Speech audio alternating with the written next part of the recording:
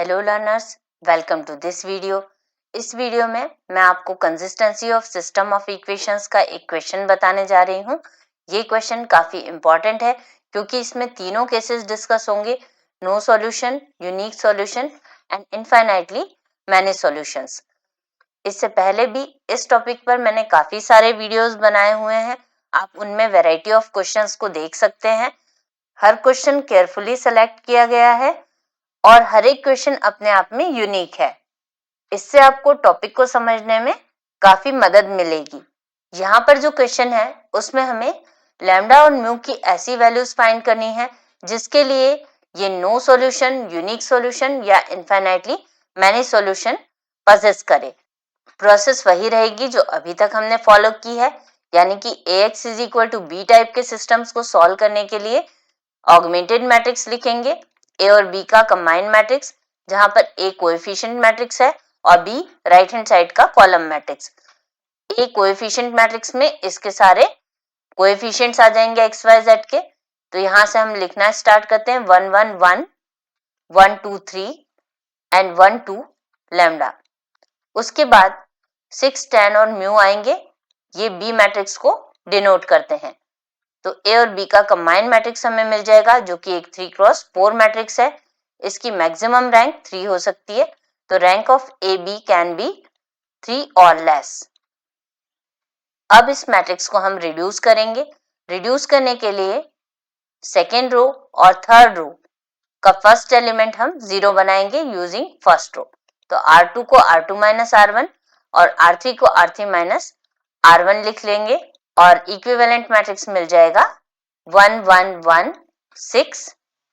और जो second row है हमारे पास ये है R2 में एलिमेंट्स हैं 1 2 3 एंड 10 और इसमें से हम माइनस R1 कर रहे हैं, तो इसके लिए हम फर्स्ट रो को नेगेटिव साइन के साथ यहाँ पर लिख देंगे और इसमें हम इसे ऐड करेंगे तो हमें मिलेगा 0 1 2 एंड 4। तो यहाँ पर 0 1 2 4 लिख लेंगे।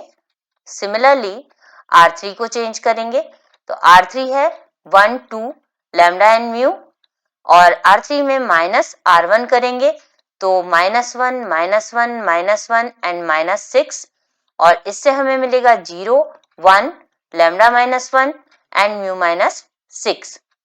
तो यहाँ पर 0 1 लैम्डा -1 एंड म्यू -6 आ जाएगा। लास्ट कॉलम सेपरेटेड रखेंगे। अब इस मैट्रिक्स को अपर ट्रायंगुलर फॉर्म में कन्वर्ट करने के लिए हम A22 एलिमेंट का यूज करेंगे, उसके थ्रू हम इसके नीचे 0 बनाएंगे। तो इसके लिए हम R3 में चेंज करेंगे R3 माइनस R2 और इससे हमें मिलेगा इक्विवेलेंट मैट्रिक्स 1 1 1 एंड 6 0 1 2 4। अब हमारे पास थर्ड रो है 0 1 लैम्डा -1 एंड म्यू -6 और इसमें से हमें -R2 करना है, यानी कि 0 -1 -2 एंड -4। इससे हमें मिलेगा 0 0 लैम्डा -3 एंड म्यू -10। तो यहाँ पर हमारे पास 0 0 लैम्डा -3 एंड म्यू -10 आ गया है और लास्ट कॉलम सेपरेटेड रहेगा। यहाँ पर जो मैट्रिक्स मिला है इसमें आप केसेस डिस्क्राइब करेंगे। यहाँ पर जो केसेस हैं वो डिपेंड करेंगे लैम्डा -3 और म्यू -10 की वैल्यूज पर। तो पहला हमें नो सॉल्यूशन का केस बताना है। नो सॉल्यूशन के लिए रैंक अलग अलग होनी चाहिए, कोएफिशिएंट मैट्रिक्स यानी इतने एलिमेंट्स के लिए और ऑगमेंटेड मैट्रिक्स मतलब इतने कंप्लीट मैट्रिक्स के लिए। तो यहाँ पर कोएफिशिएंट मैट्रिक्स यानी कि इतने एलिमेंट्स के लिए जब हम रैंक देखने जाते हैं तो हमें रैंक अनइक्वल अगर चाहिए तो लैम्डा -3 के प्लेस पर 0 हो जाना चाहिए। तो अगर हम लैम्डा को 3 पुट करें और म्यू को 10 नहीं रखें तो उस कंडीशन में लास्ट रो में 3 एलिमेंट 0 हो जाएंगे और उसके बाद वाला एलिमेंट नॉन जीरो रहेगा, यानी कि इस तरह का मैट्रिक्स मिलेगा 1 1 1 6 0 1 2 4 एंड 0 0 0 और यहाँ पर कोई भी नॉन जीरो वैल्यू। तो नॉन जीरो वैल्यू मान लीजिए कि म्यू की वैल्यू 11 है तो उससे हमें 1 1 वैल्यू मिल जाएगी यहाँ पर। तो हम यहाँ पर देख सकते हैं फर्स्ट 3 रोज और 3 कॉलम से 2 नॉन जीरो रोज हैं और तीसरी रो 0 रो है, यानी कि इसकी रैंक 2 है।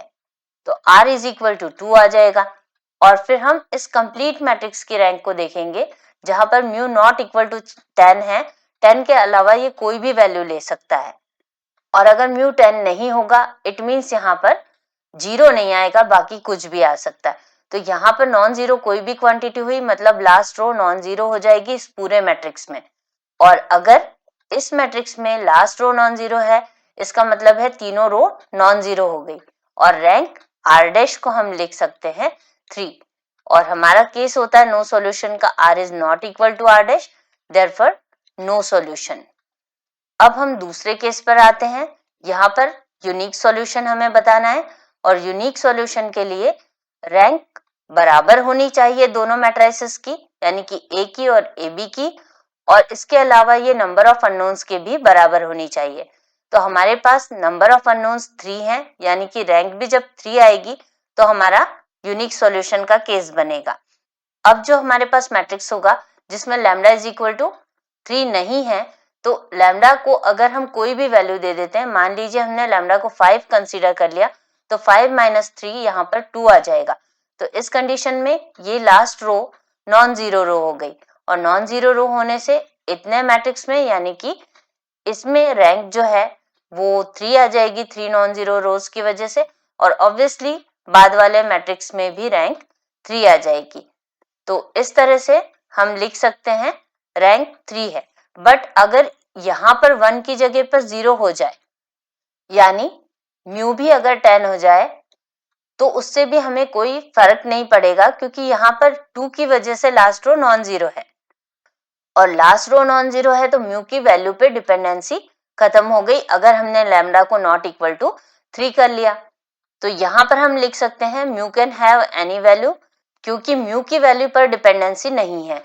यहाँ पर 2 हो जाने से, या जो भी कोई नॉन जीरो नंबर आ जाने से, लास्ट रो का बिहेवियर नॉन जीरो हो गया है। यहाँ 0 हो या ना हो, उससे कोई इफेक्ट नहीं पड़ेगा। तो म्यू की वैल्यू पर डिपेंडेंसी नहीं है, केवल लैम्डा नॉट इक्वल टू 3 है। म्यू 10 हो तो भी ठीक है, नहीं हो तो भी ठीक है। तो इस कंडीशन में हमारे पास दोनों मैट्रिसेस की रैंक 3 आ गई है, क्योंकि ये तो 3 है ही, और इस कंप्लीट मैट्रिक्स को अगर हम देखने जाएंगे तो भी लास्ट रो नॉन जीरो है।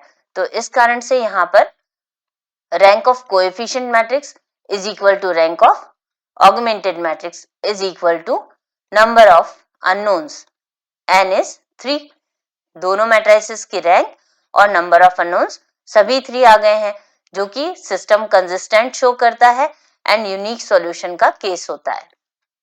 अब हम लास्ट केस देख लेते हैं, जिसमें हमें इनफाइनाइट सॉल्यूशंस बताने हैं। तो इनफाइनाइट नंबर ऑफ सॉल्यूशंस लाने के लिए रैंक बराबर होनी चाहिए और नंबर ऑफ अननोन से छोटी होनी चाहिए। तो यहाँ पर नंबर ऑफ अननोन्स 3 है, तो हमें रैंक 2 चाहिए या 1 चाहिए। तो अगर लैम्डा और म्यू की वैल्यू 3 और 10 हो जाए, तो लास्ट रो हमें 0 मिल जाएगा। और अगर लास्ट रो 0 हो जाए, इन दैट केस, अब अगर लैम्डा इज इक्वल टू 3 और म्यू इज इक्वल टू 10 हो जाएगा, तो लैम्डा माइनस 3 के प्लेस पर और म्यू माइनस 10 के प्लेस पर भी 0 आ जाएगा, यानी लास्ट रो पूरी 0 रो हो जाएगी दोनों मैट्रिसेस में, ए मैट्रिक्स में और ए बी मैट्रिक्स में, और दोनों की रैंक दो नॉन जीरो रो की वजह से 2 हो जाएगी। तो lambda is equal to 3 and mu is equal to 10 का केस हमें मिल रहा है, और इससे हमें मिल रहा है rank is equal to 2। R और R डैश दोनों की रैंक 2 आ जा रही है, जो कि less than number of unknowns है, क्योंकि नंबर ऑफ अननोन्स XYZ है जो कि 3 है। अब यहाँ पर केस बनता है इनफाइनाइट सॉल्यूशंस का। तो इस तरह से इस क्वेश्चन में हमने तीनों केसेस डिस्क्राइब किए हैं। हमसे क्वेश्चन में यही पूछा गया था कि लैम्डा और म्यू की किन वैल्यूज के लिए हमें नो सॉल्यूशन, यूनिक सॉल्यूशन और इनफाइनाइट नंबर ऑफ सॉल्यूशंस मिलेंगे। इस वीडियो में इतना ही। नेक्स्ट वीडियो में इस टॉपिक पर बेस्ड कुछ और वैरायटी के क्वेश्चंस हम लेकर आएंगे। अगर आपको वीडियो पसंद आया हो तो लाइक और शेयर करें और मेरे चैनल को सब्सक्राइब करें। Thanks for watching.